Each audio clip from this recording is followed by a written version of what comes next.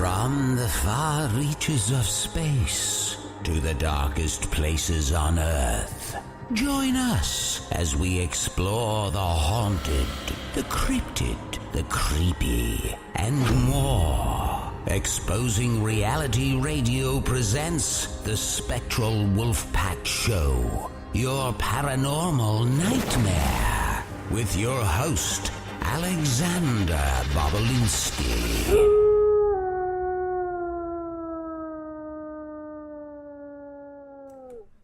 What is up, Wolfpack? We are here live once again. Sorry that we missed last week. It was July 4th, and I was going to do something, but then I just decided to have a little family night and eat some barbecue and just chill out. But we had a pretty good week. I started the new Bigfoot channel, Bigfoot Bob. For anyone who is interested in Bigfoot content, it's definitely, the place to go. I'm going to kind of separate my paranormal and Bigfoot content a little bit.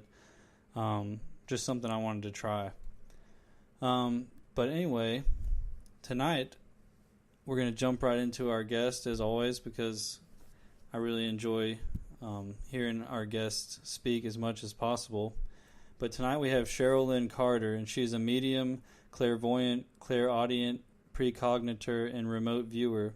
She is a 20-year paranormal investigator, EVP specialist, and historical researcher. She had her first paranormal experience at the age of 4. Ever since then, she has had an affinity for seeking answers about the afterlife. She is an international author of Whispers Beyond the Grave, which is the true account of her strange, scary, but mostly cool encounters with the many spirits from the other side. Her passion is to communicate and discover what lies within the other realms. Her book, Fear the Darkness, the first in her Darkness Trilogy, is a compilation of short, dark stories with a flavor of Edgar Allan Poe and Stephen King. She was a consultant for Thomas Conwell's book, They Are Here, Central US UFOs. She has appeared in Chris Halton's Haunted Earth para-documentary called A Haunting at Bachelor's Grove, one of the most haunted cemeteries in the Midwest.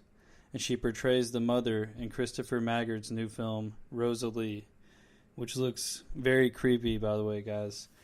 What's up, Cheryl? Hi, how you doing? I'm doing good. How are you doing? I'm doing really good. I wanted to ask, just for the viewers and anyone who's not familiar, can you explain a little bit the differences between a medium, clairvoyant, clairaudient, precognitor, and remote viewer? I know there's like big words, aren't they? A clairvoyant knows details about a person or event. A clairaudient is audio, so you're hearing voices of spirits. Precognitor sees the future, and a lot of people kind of confuse medium and psychic. They are not the same term. Yeah. Some people can be both. I happen to be both, but some people are one or the other. A psychic tunes into the energy of a person in front of them and senses their past, present, and future. Whereas a medium sees the past, present, and future of the spirits around this person. Yeah. And remote viewing is similar to is that similar to astral projection? Yeah, because I can be in my house and I can remote view to another location. Like people will be doing an investigation and they'll say, they get a hold of me, hey, can you tell us what's going on in this house or something? And I can remote view there and help them. And don't ask me how I do that. Yeah, pretty cool. So don't ask me. I don't know how I do it. It's pretty cool, but I can do it. Yeah, I've definitely met several people who have that ability, and it is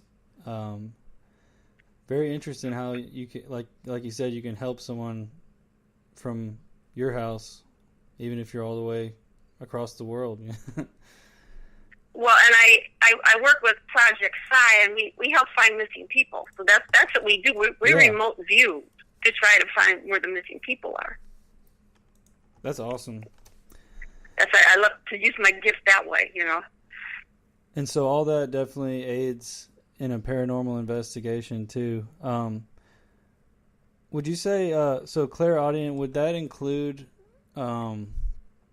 like hearing spirits' voices, or yes? Yeah, that's what we're talking about. That's what we're talking about. That we're hearing spirit voices. Because I've definitely had that happen. It doesn't necessarily mean it's a disembodied voice that you would hear if you were standing next to me. I wouldn't hear the voices, and usually, sometimes it's in my head. Sometimes they whisper in my ear.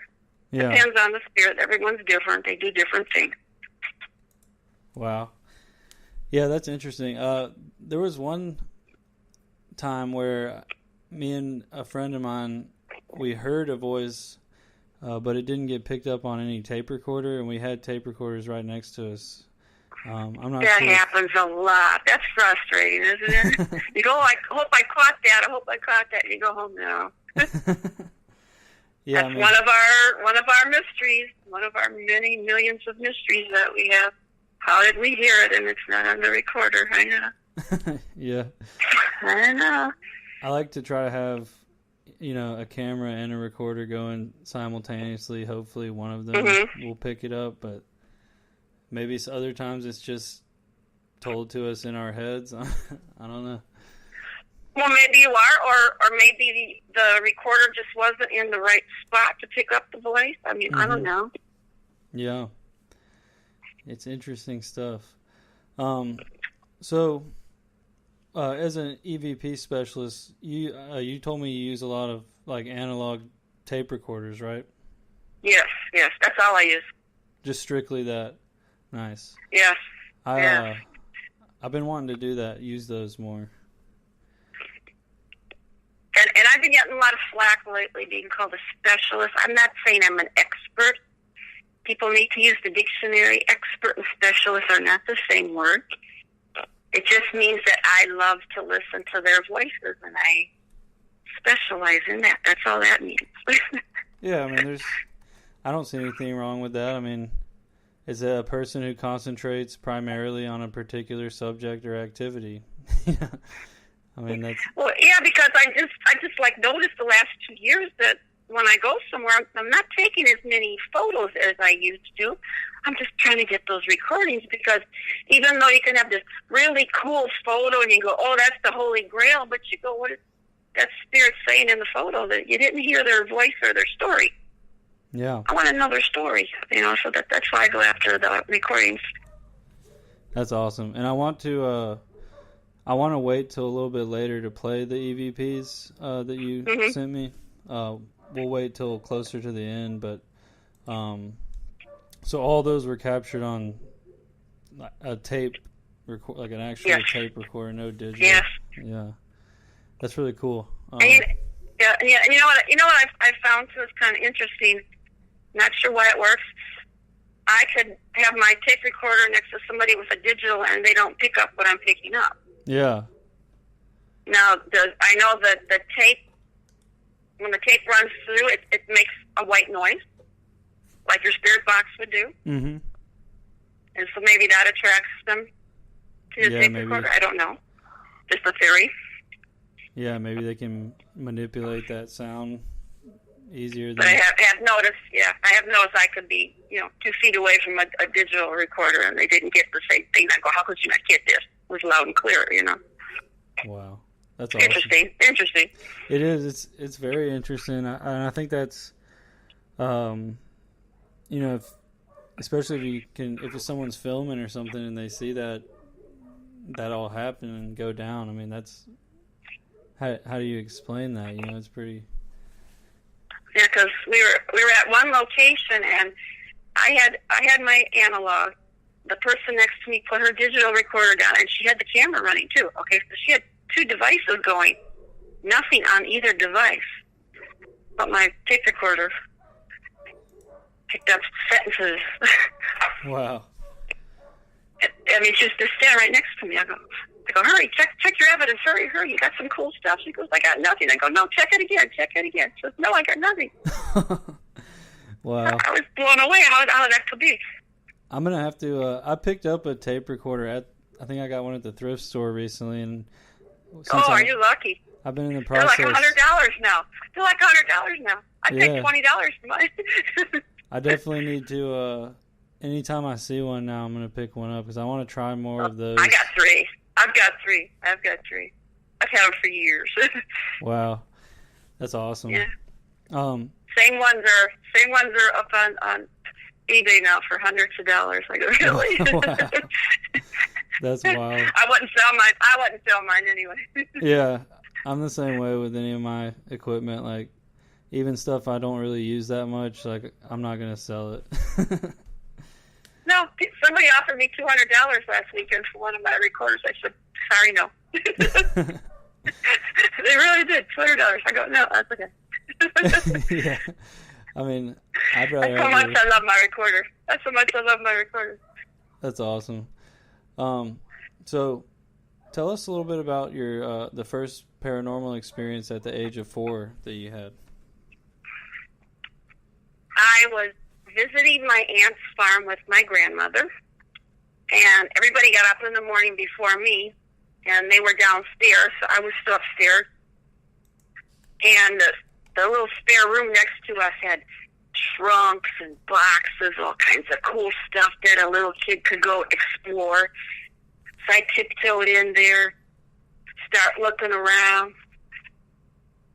open the trunk, oh, it's full of hats, okay, nothing in that one, okay. Start walking around to this other one, and there's a little boy about the same age as me standing there looking at me. And there should be no little boy there, and I could see through him, too. I didn't know what to make of this. Wow. And then he reached out his hand to grab me and said, come play with me. And his hand was really cold, and I ran down the stairs, never told anybody.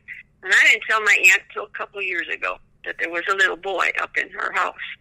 Yeah. That's definitely similar.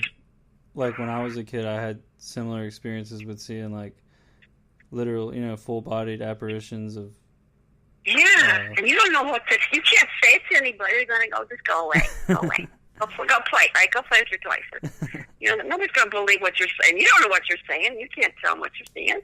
Yeah, it's true. And it makes you wonder... It was years before I could tell anybody what I was seeing, Yeah, and even when kids do say something like that they've seen something, or, we always just... or a lot of people just say, like, oh, it's your imagination, or something like that, but I don't think it is a lot of the times.